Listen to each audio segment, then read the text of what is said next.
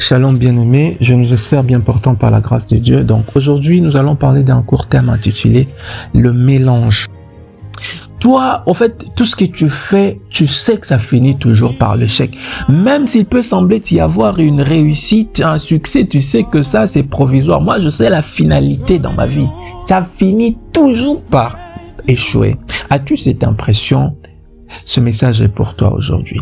Il y a quelque chose souvent que nous négligeons et que j'ai découvert dans le livre de Psaumes, où il est dit « Heureux l'homme qui ne marche pas selon les conseils des méchants, qui ne s'arrête pas sur la voie des pécheurs, qui ne s'assit pas en compagnie des moqueurs. » Donc avant même de commencer à méditer cette parole, avant même de commencer à être en contact avec la bonne parole de Dieu, il faut d'abord s'éloigner. Ça, c'est la première étape. Il faut d'abord s'éloigner car le mélange, ça ne marche pas. Le mélange de principes du royaume et en même temps dans la compagnie des méchants, en même temps dans la voie des pécheurs, ça ne marche pas. C'est ce que Jésus a dit. Choisissez votre camp. Soyez soit chaud, soit froid. Parce que les personnes tièdes, ils sont toujours rejetés. Donc, la première étape consiste d'abord à s'éloigner. S'éloigner de personnes, s'éloigner des environnements négatifs, des environnements toxiques qui nous incitent à adopter des comportements contraires à la parole de Dieu.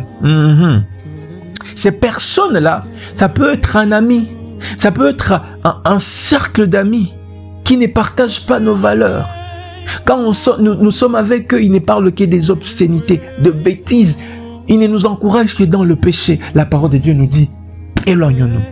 Éloignons-nous de ces environnements qui sont des occasions de chute pour nous. Jésus dit dans Matthieu 5:30, si ta main droite est pour toi une occasion de chute, arrache-le et jette-le loin de toi, car il est avantageux pour toi qu'un seul de tes membres périsse et que ton corps entier ne soit pas jeté dans la géhenne.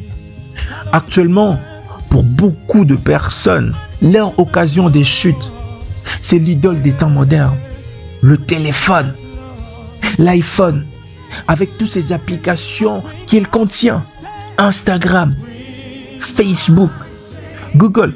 Des fois, ces applications qui, mal utilisées, deviennent très nocives. On est là à scroller, on est là à consommer tout et n'importe quoi. Et puis après, c'est des contenus toxiques des fois qu'on consomme. Et après, on n'a plus la force de prier. Après, on se sent encouragé plus ou mal à pratiquer ce qu'on a vu et toutes ces choses. Alors ici, la parole est en train de nous dire, non, non, non, éloigne-toi, éloigne-toi, jette-le long de toi. C'est dire des fois, on met le téléphone dans sa chambre, on s'est dit, ok, téléphone, tu restes là, j'ai un travail à faire, je dois prier, je dois faire quelque chose, je viendrai consulter les téléphones, peut-être que le soir. Et quand je les consulte, c'est avec objectif. Je sais que j'entre sur téléphone, j'ouvre Internet, c'est seulement peut-être voir le message, je réponds, je vais seulement sur Facebook, c'est seulement pour 5 minutes, soit je dois poster quelque chose. Oui, parce qu'il y a deux façons d'utiliser les réseaux sociaux. Soit on est celui qui influence, ou soit on est celui qui consomme. Il y a des gens qui ont fini par commettre l'impudicité grâce au téléphone. Que le téléphone a facilité le péché. Avant, c'était impossible de faire certaines choses. Mais grâce au téléphone, tout devient accessible. Tout et n'importe quoi devient accessible. C'est devenu une occasion de chute pour beaucoup. Que Dieu nous aide. Heureux l'homme qui ne marche pas selon les conseils que donne Facebook. Et heureux l'homme qui ne marche pas selon les posts qui est sur Instagram. Ces conseils des fois fake qu'on nous donne. Parce que ça influence les mœurs actuellement. Les conseils de méchants. Ce n'est même pas la parole de Dieu. Heureux l'homme qui s'éloigne des mauvais amis. Qui s'éloigne des mauvaises influences. Heureux l'homme qui s'éloigne des fois de son téléphone.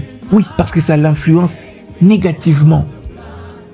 Et puis après, quand il s'est éloigné, mais qui trouve son plaisir dans la parole de Dieu. Aïe, et qui la médite jour et nuit. Oh, gagneur d'âme, qui la médite jour et nuit. C'est-à-dire chaque matin, il prend la Bible, il lit la parole, il la médite. La nuit, il prend la Bible, il lit la parole, il la médite. Et ça, c'est chaque jour. Jésus dit que cette parole ne s'éloigne pas de ta bouche. C'est-à-dire, à force de la méditer, ça influence même nos prières.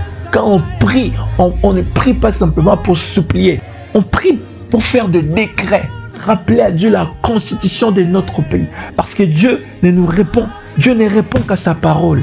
Pourquoi ça? Pourquoi il y a tous ces serpents qui me mordent, qui m'entourent? Ce n'est pas ce que tu as dit dans ta parole. Si déjà mon Père ici sur terre sait me donner des bonnes choses, toi tu ne peux pas me donner des mauvaises choses. Tu vas me donner un bon mariage parce que tu es un bon Père, parce que tu es un Père aimant, parce que tu es même plus que mon Père terrestre. Papa, tu vas me donner un bon travail parce que tu es un bon Père. Tu l'as dit dans ta parole que tu ne peux pas me donner un scorpion, que tu ne peux pas me donner une pierre. Tu vas me donner un pain. Tu vas... Ah, voyez, vous lui rappelez la parole. Vous avez ça dans la bouche. Vous ne priez pas pour supplier. Vous annoncez des décrets. Alléluia. On dit cet homme-là qui médite la parole, tout ce qu'il va faire va lui réussir.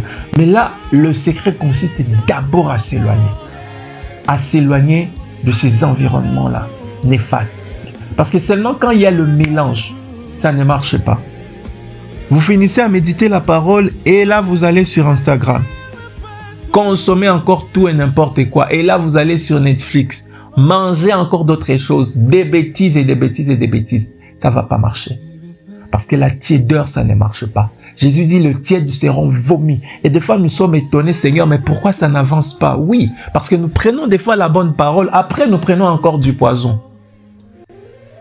Le matin, nous avons lu la bonne parole. Ça nous encourage, ça nous motive. Et nous voici encore le soir, sur Internet, sur Google, avec notre téléphone, avec notre ordinateur, en train de faire des recherches bizarres, en train de voir tout n'importe quoi, ça attriste le Saint-Esprit, et après nous voici encore dans le péché. Et puis ça devient un cycle. Un cycle. On consomme la bonne parole, on consomme les poisons. On consomme la bonne parole, on consomme les poisons. Le mélange, ça ne marche pas. Le tiède, ils sont vomis. C'est pourquoi des fois nous n'avançons pas. Et le secret, la parole est en train de nous dire ici, nous devons nous éloigner d'abord. D'abord, nous devons jeter loin tout ce qui est poison, tout ce qui est occasion de chute. Jeter loin, très loin de nous. Très loin de nous pour ne rester qu'avec la parole pure. Et qu'il n'y ait pas de mélange. Que Dieu bénisse sa parole. Amen.